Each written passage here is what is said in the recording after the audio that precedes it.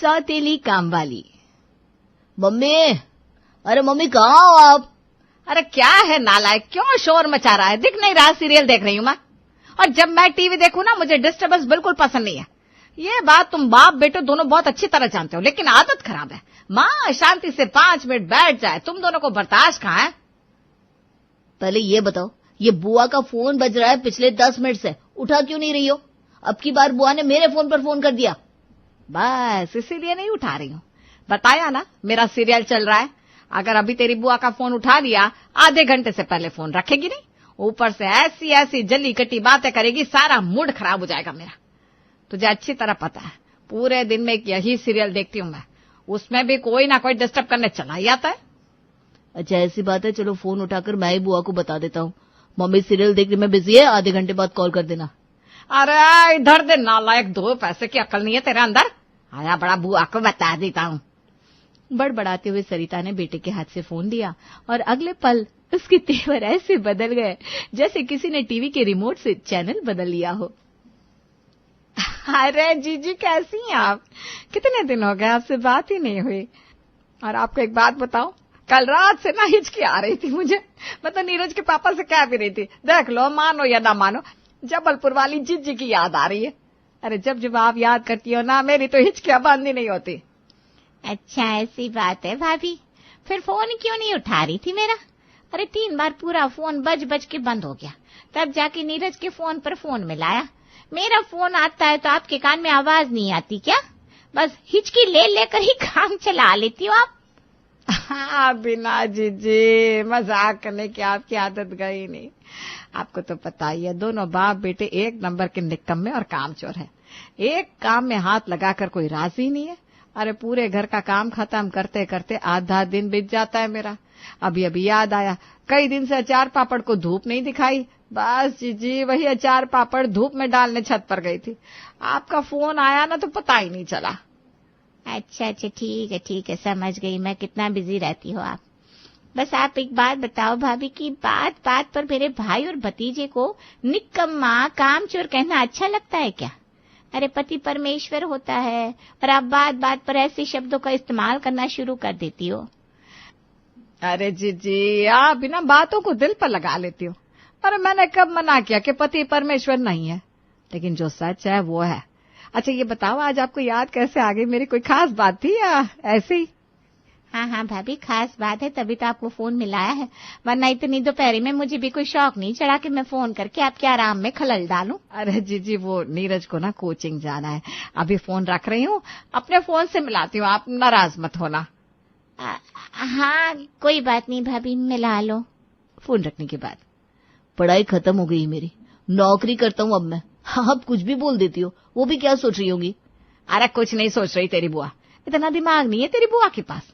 और तुझसे कहा था ना मेरा सीरियल चल रहा है, बीच में बुआ का फोन मत उठा।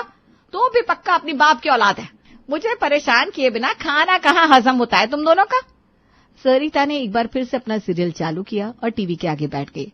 पूरे 10 मिनट में सरिता का सीरियल खत्म हो चुका था। सीरियल खत्म होने के बाद, अरे लाओ भाई इनकी बुआ का फोन मिला ले, वरना मुंह फूल के कुप्पा हो जाएगा। सारी रिश्तेदारी में गाती घूमेगी, भाभी ने पलट के फोन नहीं किया। बताइए क्या कह रही थी जीजी आप? वो ना नीरज का फोन था, वरना ऐसे बीच में फोन ना काटती मैं आपका। वो मेरी सहेली है ना कमला, उसकी माँ की भांजी की फूफेरी बहन के देवर की लड़की जो है ना, वो भी आपके इंदौर में ही रहती है। अब उसकी जो काम वाली है ना, उसके देवर की लड़की की ननद को इस समय काम की जरूरत है। अब मेरे काम वाली शन्नो कहने लगी तो मैंने कहा हाँ भाई काम तो मिल ही जाएगा, काम मिलने में कोई परेशानी थोड़ी ना है। इंदौर शहर में ही तो भाई मेरी भाभी रहती है। अभी इतने बुरे दिन नहीं आए कि मैं अपनी भाभी से किसी को काम पर रखने के लिए कहूँ और भाभी इनकार कर दे। क्यों भाभी, ठीक कहा ना? हाँ जीजी बिल्कुल ठीक कहा आपने। अब ये देवर की ननद की लड़की की बुआ जो कुछ भी है, उसको आप हमारे घर का ना एड्रेस दे देना।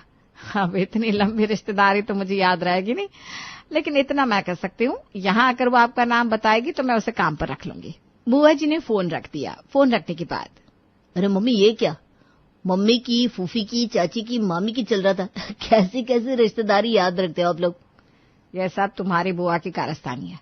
अब तुम्हें तो पता ही है, तुम्हारी बुआ जी की बात इस घर में पत्थर की लकीर है। अगर वो रात को दिन कह देना तो हम सबको भी दिन ही कहना पड़ेगा। बेटा, दिमाग ज्यादा लगाने से कोई फायदा नहीं है। बुआ ने कह दिया उस रुक्मिणी को काम पर रखना है, मतलब रखना है, बस बात यही खत्म होती है। लेकिन मम्मी, आप तो कामवाली के हाथ का काम पसंद नहीं करती। अब पसंद आए या ना पसंद आए उससे क्या फर्क पड़ता है। मैंने तुझे बताया ना, बुआ जी ने कह दिया काम वाली रखनी है, मतलब काम वाली रखनी पड़ेगी। अगले दिन जैसे ही बुआ जी ने कहा था, रुक्मिणी काम की तलाश में सरिता के घर पहुंच जाती है। नमस्ते मेम साहब, वो मैं जबलपुर में रहने वाली शन्नो दीदी है ना, उनकी। अरे बस बस बस, मैं समझ गई। तुम ये रिश्तों की भूल भुलैया फिर से शुरू मत कर देना। वैसे भी कल से जब से जीजी ने तेरा रिश्ता बताया ना उस शन्नो के साथ, मेरा दिमाग घुमा हुआ है। मुझे वैसे भी कौन सी कुंडली मिलानी है तेरे साथ। तू तो बस ये बता पैसे कितने लेगी और काम वगैरह करना आता है कि नहीं। अरे मैडम, काम इतना बढ़िया करके देगी आपको, आप जीवन में किधर भी चले जाओगे रुक्मिणी को भूल नहीं पाओगे। सच्ची बात बता रही मैं। और पैसे का क्या है मेम साहब, गरीब आदमी है, हमको कौन हमारी मेहनत का पूरा पैसा देता है। अब जितना देगी मैं काम चिल्ला लेगी। अरे तुझे क्या हम गरीबों का पैसा मारने वाले लोग लगते हैं? पूरा पैसा क्यों नहीं देंगे? 5,000 काम वाली का रेट चल रहा है तो 6,000 ले लेना, लेकिन काम मेरे मन का करके देना पड़ेगा। अरे ठीक है मेम साहब, मैं बिल्कुल चक्काचक काम करके देगी आपको। अच्छा चल ठीक है, तू ऐसा कर, पहले अपने हाथ की चाय पिलाकर दिखा, देखो तो कितना स्वाद है तेरे हाथ में। अरे इसमें क्या है, मैं अभी आपको अपने हाथ की स्पेशल वाली चाय पिलाती है ना। इतना कहकर रुक्मिणी रसोई में चली जाती है। अभी रुक्मिणी को रसोई में गए हुए 2 मिनट हुए थे कि सरिता को उसकी आवाज सुनाई देती है। मेम साहिब, आज मेरा पहला दिन है, एक बार आप अपने किचन के बारे में मेरे को थोड़ा बता देती तो सही रहता ना। अच्छा चल ठीक है, आ रही हूँ मैं, अभी तुझे बताती हूँ। सरिता रसोई में जाकर काम वाली रुक्मिणी को सब चीजों के बारे में समझा देती है। अब तो कर लेगी ना, अब मैं जाऊं? एक बात बोलेगी मेम साहिब, बुरा नहीं मानने का। अरे कोई मेहमान भी घर पर आता है तो 1 कप चाय बनाकर उसको देते हैं ना अपन लोग। मैं इतनी दूर से आई ली है, अब मेरे को ही चाय बनाने को बोल रही है। अब अपने हाथ की चाय पिला दो, फिर आपके हाथ की चाय पी के मेरे को पता चलेगा ना आप लोगों का टेस्ट कैसा है, वरना पहले इस दिन मेरा फर्स्ट इम्प्रेशन लास्ट इम्प्रेशन हो जाएगा। इस काम वाले के लक्षण कुछ ठीक नहीं लग रहे मुझे। जीजी भी पता नहीं कहाँ से छांट छांट कर काम चोर भेज देती हैं। अरे इतनी जुबान चलाने पर हमारे इंदौर की कोई और काम वाली होती तो कब का निकाल कर बाहर खड़ा कर देती। लेकिन क्या करूं, गले की हड्डी बन गई है ये काम वाली। इसे निकाल दूंगी तो जीजी का मुंह फूलकर गुब्बारा हो जाएगा। उन्हें तो यही लगेगा ना मैंने जानबूझकर उनकी भेजी हुई नौकरानी को काम पर नहीं रखा। हाँ ठीक है, बना लाती हूँ चाय। सरिता रसोई में जाकर चाय बनाने लगती है। तभी नौकरानी रुक्मिणी की आवाज सुनाई देती है। अरे मेम साहिब, वो मैं क्या बोल रही थी, आज पहला दिन था, मेरे को एड्रेस मालूम नहीं था ना। सवेरे सवेरे जल्दी में कुछ खाए भी नहीं, अपने घर से निकल गई थी। बिस्कुट नमकीन नाश्ता वगैरह होगा ना घर पे? हाँ है तो बस लेकर आना, कुछ खा लेगी, चक्कर से आ रहा है खाली पेट। काम वाली रुक्मिणी को चाय नाश्ता कराने के बाद मेम साहब एक बात बोलेगी आपको, आपकी हाथ की चाय में ना वो स्वाद नहीं है। मैं चाय बनाकर पिलाएगी कल आपको। अभी मैं चलती है, वो क्या है ना, अपने मर्द को बोलकर नहीं आई थी आज काम के लिए रुकेगी, तो आज मैं जा रही है, कल सुबह समय से आ जाएगी। हाँ, चिंता न को करो। काम वाली के जाने के बाद, अरे मम्मी, आप क्यों रगड़ रगड़ कर बर्तन धो रही हो? आपने तो काम वाली रख ली थी ना, क्या वो आपकी शक्ल देखकर भागी क्या? हाँ बेटा, मैं तो चुड़ैल डायन हूँ, मुझे देखकर ही तो लोग भाग जाते हैं। ज्यादा बकवास ना कर, भाग नहीं गई, कल से आएगी काम पर। अरे उसे काम नहीं करना था तो यहाँ क्या चाय नाश्ता करने आई थी? कमाल करती हो मम्मी आप भी। अगले दिन सवेरे 6 बजे काम वाली रुक्मिणी सरिता के घर पहुंच गई थी। अब क्योंकि सरिता 6,000 दे रही थी काम वाली को, इसलिए सरिता ने भी आज काम करवाने के लिए पूरी तरह से कमर कस ली थी। झाड़ू पोछा बर्तन डस्टिंग सब कराने के बाद अब उसे घर की साफ सफाई देखकर खुशी महसूस हो रही थी। चल ठीक है, 6,000 ले रही है तू, लेकिन काम भी ठीक ही कर रही है। तूने बढ़िया काम किया, मन खुश हो गया मेरा। बस आज इतना काम ठीक है, इसके अलावा कल आंगन और छत की धुलाई भी कर देना। हाँ, क्यों नहीं मेम साहब, 2 मंजिला घर में झाड़ू पोछा बर्तन डस्टिंग करवा के आपका मन नहीं भरेला है। अभी धुलाई भी कराएगी। काम वाली थोड़ी रखी है, बोतल को घिसकर जिन निकाला है ना, जो पूरा दिन आपके सामने जो हुकुम मेरे आका, जो हुकुम मेरे आका बोल के सर झुकाकर खड़ा रहेगा। क्या बोल रही है, हैं? जो बोलना है खुलकर बोलना, इतने तेज कान नहीं है भाई मेरे।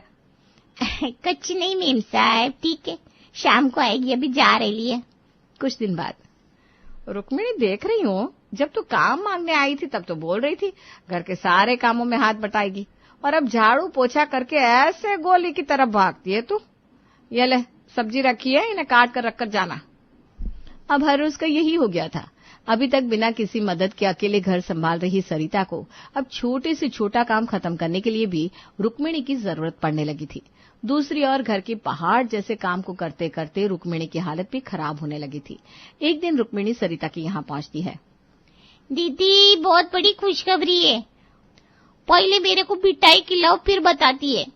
रुक्मिणी की बात सुनकर सरिता उसके मुंह में मिठाई का टुकड़ा डाल देती है। किस मुंह से बताओ, मेरे को ना बड़ी शर्म आ रही है। कितने मुंह है भाई तेरे पास? एक ही मुंह है ना, इसी मुंह से बता दे। मैं ना प्रेग्नेंट है। हैं? तू तो कह रही थी तेरा पहले से एक लड़का है, अब दूसरा बच्चा नहीं करेगी? अरे मेम साहब, कही हुई सारी बातें किधर पूरी होती है। वैसे भी बच्चे तो भगवान की मर्जी से होते हैं, अगर भगवान को यही मंजूर है तो ठीक है। ठीक है, जो है सो है। चल अब जल्दी से काम में लग, पहले ही तो इतना लेट आ रही है। हाँ हाँ मेम साहब, हम तो गरीब लोग हैं, हमको किधर प्रेगनेंसी का छुट्टी मिलेगा, हमको तो काम करना ही पड़ेगा ना, चाहे कितनी कमजोरी लगे, सर घूमे, लेकिन हमको तो आते ही काम करना पड़ेगा। अच्छा चल ठीक है, तो परेशान ना हो, अभी बाहर धूप से आई है ना, और फिर प्रेग्नेंट भी है। चल तू बैठ जा, तेरे लिए कुछ खाने के लिए लाती हूँ, उसके बाद आराम से काम करना। सरिता रसोई में जाती है और चाय का बर्तन गैस पर चढ़ा देती है। मेम सब चाय बना रही है क्या? अरे नहीं नहीं नहीं, डॉक्टर ने ना मेरे को ज्यादा चाय पीने के लिए मना किया। ऐसा करो, गरम करके दूध ही दे दो, और ज्यादा देर तक भूखा रहना भी बच्चे की सेहत के लिए ठीक नहीं होता है ना। कुछ बना के रखे लाए क्या आपने? नहीं भाई, सुबह सुबह का नाश्ता तो तू ही बनाती है, मैं क्या बना के रखूंगी। चलो अच्छा ही चाहिए, कोई बात नहीं। ओ भैया को ताकत के लिए क्या देती है आप?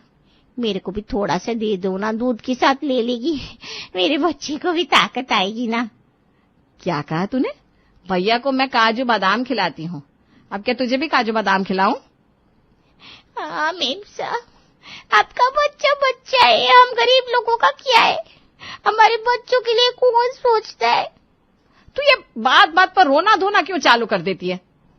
ला रही हूँ घी में फ्राई किए हुए काजू बादाम मखाने, जो सरिता अपने बेटे को दूध के साथ खाने के लिए देती थी। अब उन पर रुक्मिणी की नजर लग चुकी थी। दोनों टाइम दूध और मेवे खाने के बाद रुक्मिणी हाय हाय करती उठती और 2-4 काम में हाथ लगाने के बाद फिर से सर पकड़कर बैठ जाती। एक दिन सरिता की पड़ोसन सरिता से मिलने के लिए आती है। तभी वो पड़ोसन को पानी दे रही थी कि रुक्मिणी चक्कर खाकर वहीं गिर जाती है। अरे अरे बहन जी, इसे क्या हो गया? मुझे तो ऐसा लग रहा है आपकी काम वाली की कंडीशन कुछ ठीक नहीं है, हमें इसे अस्पताल लेकर जाना चाहिए। 2-4 इंजेक्शन डॉक्टर लगाएगा, ग्लूकोज वगैरह चढ़ाएगा ना, तो थोड़ी ताकत आ जाएगी। अस्पताल का नाम सुनते ही रुक्मिणी उठकर बैठ जाती है। अरे नहीं नहीं, इतना खर्चा कई को करने का कोई जरूरत नहीं है। वो क्या है ना आंटी जी, मैं प्रेग्नेंट है, प्रेगनेंसी में ना काम की वजह से चक्कर आना, ये सब कौन सा बड़ा बात है। सरिता बहन, कुछ सोचना चाहिए आपको, वो बेचारी प्रेग्नेंट है और आप उससे घर में रगड़कर झाड़ू पोछा लगवा रही हैं। अरे भाई, ऐसा कौन सा पत्थर तोड़वा लिया है इससे हमने? और अगर इससे काम करने में तकलीफ हो रही है तो छुट्टी लेकर घर पर बैठे, हम अपने लिए दूसरी नौकरानी देख लेंगे। मैंने कोई जोर जबरदस्ती नहीं करी इसके साथ। बस इसीलिए ना मैं अपना तकलीफ किसी को बताती नहीं मेम साहब। अब आप बोल दिया कि मैं काम छोड़ दे और आप किसी और काम वाली को लगा लेंगी। वैसे भी मैं कौन सा आपकी सगी है, मैं तो सौतेली काम वाली है ना। आपके रिश्तेदार के कहने पर आपकी इधर रुकेली है। आपको वैसे भी मैं फूटी आंख सुहाती नहीं है। अपन काम वाली का क्या है, अपन का जिंदगी जैसा है। अरे भाई, फिर से रोना चालू कर दिया तूने। चल ठीक है, नहीं निकाल रहे तुझे काम से। और ठीक है, कल से तुझे ज्यादा काम वाम करने की जरूरत नहीं है, काम मैं देख लिया करूंगी, तो बस अपना और अपने होने वाले बच्चे का ख्याल रख। हाँ, और वैसे भी मैं सोच रही थी तुम काम वालियां कितना कुछ करती हो हम लोगों के लिए। अब तेरे ऐसे वक्त में मेरा भी तो फर्ज बनता है ना कि मैं तेरे लिए कुछ करूं। बस उस दिन के बाद काम वाली रुक्मिणी इतना फैली कि उसके आगे रायता भी शर्मा जाए। मेम साहिब, वैसे तो आप लोग मेरा पूरा ख्याल रखती हो, लेकिन कल ही मैं डॉक्टर के पास गई थी। डॉक्टर बोला मेरी बॉडी में ना आयरन का कमी है। अनार सेब खजूर खाने को बोले लाए मेरे को। अब आपको तो पता ही चाहिए मेम साहब, मैं गरीब औरत, मैं की तरह से लाएगी इतना महंगा महंगा फल फ्रूट। अच्छा चल, तू परेशान मत हो, ये ले सेब अनार सब लाकर रखा है तेरे सामने, उसमें से खा ले बस। कुछ दिन इसी तरह बीत जाते हैं। फिर एक दिन, अब मेम साहब क्या बताऊं आपको, आजकल ना मेरे जोड़ों में बड़ा दर्द रहने लगा है। 6ठा महीना है ना, ऐसे में शरीर पर जोर तो पड़ता ही छे। मेरे घर के पास एक दाई रहती है, उसको दिखाकर आई मैं, बोली कोई मालिश वाली लगा ले, थोड़ा तेल मालिश करेगी ना तो जोड़ों में मजबूती आएगी। अब हम गरीब लोग किधर से मालिश वाली लगाएंगे। मैं सोच रही लिए जबलपुर वाली चीची को फोन कर देती हूँ, वही कोई मालिश वाली का इंतजाम करती मेरे लिए। काम वाली रुक्मिणी जबलपुर में अपनी दीदी को फोन करती है और कुछ ही देर बाद बुआ जी का फोन सीधा सरिता के पास आता है। अरे सरिता, ये उम्मीद नहीं थी भाई मुझे तुमसे। भगवान का दिया सब कुछ है तुम्हारे पास, घर में किसी चीज की कमी है क्या? वो बेचारी ऐसी मुसीबत में पड़ी है, क्या बिगड़ जाएगा अगर थोड़ा उसकी देखभाल कर लोगी तो? अरे बेचारी प्रेग्नेंट है, ऐसे टाइम पर तो किसी गैर को भी देखकर नजरअंदाज नहीं किया जाता। अरे जीजी, ऐसा क्यों कह रही हैं आप? हम तो अपनी तरफ से पूरा ख्याल रख रहे हैं, किसी चीज की कमी रखी है क्या उसके लिए? दूध घी मेवे सब तो खा रही है हमारे घर में। आप कहे तो प्रॉपर्टी उसके नाम लिख दे। बस भाभी, यही सुनना बाकी रह गया था। अब क्या मेरी बात की इतनी भी वैल्यू नहीं रही घर में?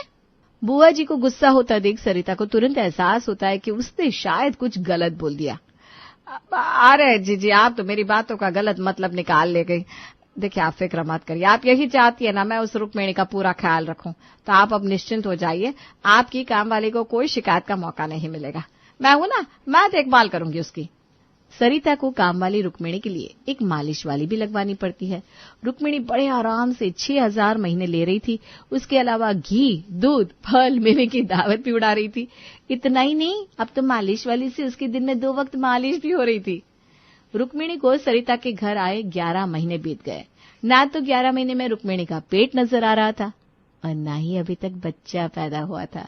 बस उसका मैं प्रेग्नेंट हूं ये राह खत्म होने का नाम नहीं ले रहा था। बस बहुत हो गया, अब चाहे जीजी बुरा माने या मुझसे रिश्तेदारी खत्म कर ले, इस काम चोर रुक्मिणी को अब मैं एक दिन और नहीं झेलने वाली। 1 नंबर की झूठी औरत है। अरे हमने क्या बच्चे पैदा नहीं किया? सब सच झूठ उसकी आंखों में दिखाई दे रहा है मुझे। गुस्से में सरिता अपनी ननद को फोन घुमाती है। सरिता की बात सुनकर बुआ जी अगले दिन की ट्रिप से इंदौर पहुंच जाती है। अरे कमबख्त नास पीटी को देखो, कैसे मेरी भाभी का इतने महीनों तक तूने पागल बनाकर रखा। बेचारी भाभी पैसे भी दे रही है और तेरी सेवा भी कर रही है। खबरदार जो तूने 1 रुपया भी भाभी से मांगा तो। और भाभी 11 महीने मुफ्त की दावत उड़ाई है ना इसने, पूरे 24 महीने बिना पगार के काम करेगी, वरना अब भी पुलिस थाने में रिपोर्ट लिखवा कर आती हूँ इसकी। बोल, करेगी कि नहीं? अरे मेम साहिब, आप तो नाराज हो गए लाए। मैं कब काम करने के लिए मना करी? मैं तो सरिता मेम साहब के साथ मजाक कर रही थी, वरना ऐसा किधर होता है 11 महीने में बच्चा पैदा नहीं होगा। बस फिर क्या था, बुआ जी की गरजती हुई आवाज सुनकर चालाक बन रही रुक्मिणी एकदम सीधी हो जाती है और अगले 2 साल तक सरिता के घर बिना पगार के नौकरी करने के लिए तैयार हो जाती है।